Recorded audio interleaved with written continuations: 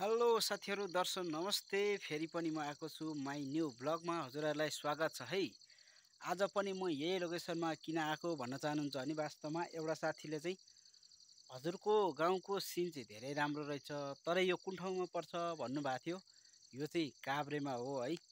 यहाँबाट चाहिँ पुरै नगरकोट डाँडा पनि देखिन्छ है, यतापट्टि पर्छ होइन। यो चाहिँ पुरै यहाँ माथिको चाहिँ नगरकोट डाँडा हो, यता चाहिँ चौतारा डाँडा हो है। सबैतिर देख्छ। हाम्रो चाहिँ मनदेवपुर नगरपालिकामा पर्छ। यस्तो छ है साथी, त्यो भएर चाहिँ आएको। यो चाहिँ ल यो भने काभ्रे जिल्लामा पर्छ है त साथी, त्यो भएर यस्तै छ हाम्रो ठाउँको चाहिँ। हजुरको चाहिँ के कस्तो छ सल्लाह सुझाव दिनुहोला।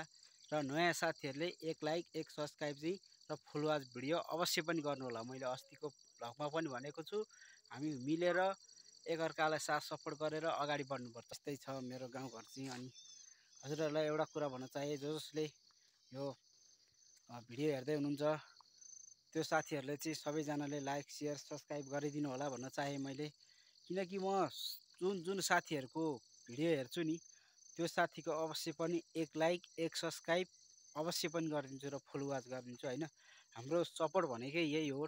यो टिकटकको, फेसबुकको, युट्युबको नियम पनि यही नै हो होइन। अब हामी के गर्छौँ, भिडियो हेर्छौँ, न लाइक गर्छौँ न सेयर सब्सक्राइब गर्छौँ होइन। अवश्य पनि एक लाइक एक सेयर र एउटा सब्सक्राइब अवश्य पनि गर्नुपर्छ र फुल वाच भिडियो पनि गर्नुपर्छ भन्न चाहे। मैले जसको हेर्छु म उहाँहरू सबैको गर्छु। यही त हो, एकअर्काले सपोर्ट गर्नुपर्छ है साथीहरू। यस्तै छ है, यही भन्न चाहे मैले। माइन्ड नगरिदिनु होला। वास्तवमा युट्युबको नेम पनि यही हो है त। हामी सबैजना मिलेर अगाडि बढ्नुपर्छ भन्ने चाहे मैले। ओके, अहिलेको लागि यति नै। म अर्कोचोटि फेरि पनि आउँदाखेरि अरू केही नयाँ कुराहरू देखाउन गइरहेको छु हजुरहरूलाई है त। अहिलेको लागि ओके, दर्शन नमस्ते, बाई।